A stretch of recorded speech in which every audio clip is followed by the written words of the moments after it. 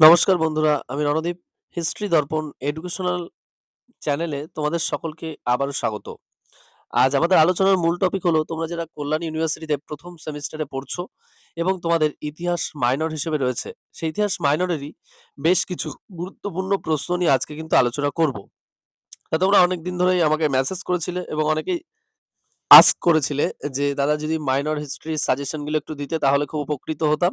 তা তোমাদের সকলের কথা মাথায় রেখেই কিন্তু আজকে মাইনর ফার্স্ট সেমিস্টার সাজেশনের কিছু গুরুত্বপূর্ণ সাজেস্টিভ প্রশ্ন কিন্তু আলোচনা করছি। দেখো এই প্রশ্নগুলো তোমরা যদি খুব ভালো করে করো আশা করি তাহলে তোমরা কিন্তু বেশ অনেকগুলো প্রশ্নই কিন্তু এখান থেকে কমন পেয়ে যাবে। আর শুধু তাই নয়, এর পাশাপাশি বলছি তোমরা যারা চ্যানেলে নতুন আছো অবশ্যই কিন্তু চ্যানেলটিকে সাবস্ক্রাইব করে নোটিফিকেশন অন করে রাখবে। আর এর পাশাপাশি আরেকটা কথা তোমাদের বলে দিতে চাই, শুধুমাত্র তাই নয়, সাবজেক্ট বা বিষয় যেটি রয়েছে সেটি অবশ্যই কিন্তু অনেক কিছুর উপর একটা গুরুত্ব রাখে। তাই অবশ্যই তোমরা যখন পিডিএফ সংগ্রহ করবে, সে তোমরা যেখান থেকেই করো না কেন অবশ্যই কিন্তু এডুকেশনাল কোয়ালিফিকেশনটা অবশ্যই যাচাই করে নেবে এবং সেই সাবজেক্টের দখল অবশ্যই তোমরা জেনে নেবে। তারপরেই কিন্তু তোমরা পিডিএফ সংগ্রহ করবে। সেটা তোমরা যেখান থেকেই করো, সেটা হিস্ট্রি দর্পণ হতে পারে, অন্য যেকোনো চ্যানেল হতে পারে বা আদার্স যেকোনো জায়গা হতে পারে। তো অবশ্যই কিন্তু যেখান থেকে তোমরা নোটটা কিনবে অবশ্যই কিন্তু তার আগে একটু যাচাই করে নেবে। কারণ আমি তোমাদের ৫০-৬০ টা প্রশ্ন দিয়ে দিলাম। তারপরে বললাম এর ভেতর থেকে পড়ে যাবে, চলে আসবে। সেটাকে সাজেশন বলে না। আর আমি কটা প্রশ্ন দিই যেটা তোমরা যারা সাজেশন পিডিএফ আমার থেকে সংগ্রহ করো তারা জানো এবং তোমরা বাদেও তোমাদের যারা দাদা-দিদিরা আছে তাদেরকে একটু আস্ক করতে পারো। তোমাদের যদি পরিচিত কেউ থাকে। আমরা একদম স্বল্প প্রশ্ন দিই এবং অথেন্টিক প্রশ্ন এবং এর বাইরে কোনো প্রশ্ন আসবে না। এবং আমি কিন্তু এই ৫ম সেমিস্টারে যে হুবহু কমন এসছে তারও কিন্তু পরপর কয়েকটা ভিডিও বানিয়ে আপলোড করেছি। তাহলে তোমরা বুঝতেই পারবে। আর তাহলে চলো আর কথা না বলে শুরু করা যাক হিস্ট্রি মাইনর সাজেশনের বেশ গুরুত্বপূর্ণ প্রশ্নগুলো। ফার্স্ট যে প্রশ্নটা আমি আলোচনা করব, গুপ্ত যুগকে সুবর্ণ যুগ বলা হয় কেন? মোস্ট ইম্পর্টেন্ট এই সেমিস্টারে তোমাদের হিস্ট্রি মাইনরের জন্য। অথবা প্রশ্নটা এইভাবেও আসতে পারে, গুপ্ত যুগের স্থাপত্য, ভাস্কর্য, শিল্পকলা সম্পর্কে আলোচনা করো। নেক্সট, হর্ষবর্ধনের সাম্রাজ্যবাদী নীতি সম্পর্কে যা জানো লেখো। অথবা হর্ষবর্ধনের কৃতিত্ব সম্পর্কে আলোচনা করো। অথবা হর্ষবর্ধনকে সকলোত্তর পথনাথ বলা যায় কি? মোস্ট ইম্পর্টেন্ট প্রশ্ন।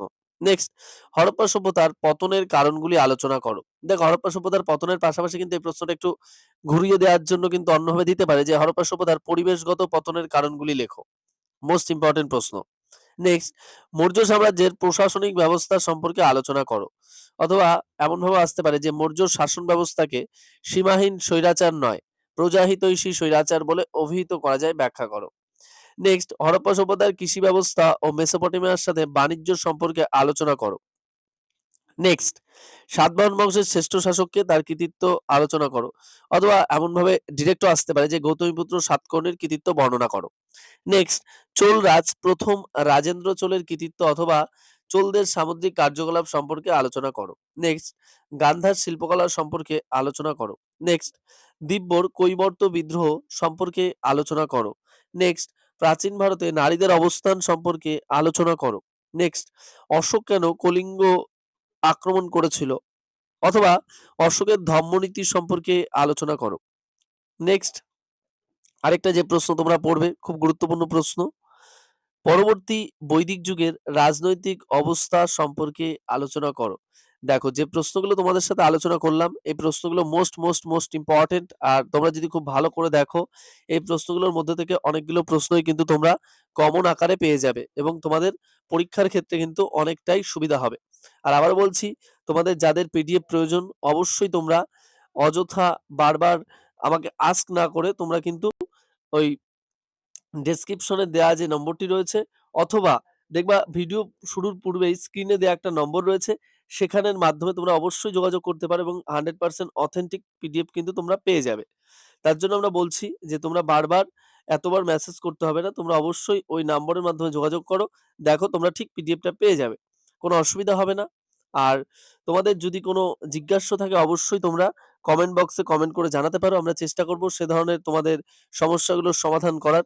আর তোমাদের যেমন আমি history major, history SCC paper আলোচনা করেছি, আজ আমি হিস্ট্রি মাইনরটা আলোচনা করলাম এবং পরবর্তীতে আমি তোমাদের যাদের বেঙ্গলি মাইনর এবং রাষ্ট্রবিজ্ঞান মাইনর রয়েছে সেগুলো নিয়েও আমি আলোচনা করব। আশা রাখছি তোমাদের অথেন্টিক এবং 100% কমন সহ সকল প্রশ্নগুলো আমি দেব। আর অবশ্যই তোমরা পরীক্ষার আগে কিন্তু লাস্ট মিনিট সাজেশনটা দেখে যাবে। কেউ ভুল করেও কিন্তু ওটা মিস করবে না। আর তোমরা যদি দেখে যাও তাহলেই বুঝতে পারবা যে ওটার গুরুত্ব কতটা।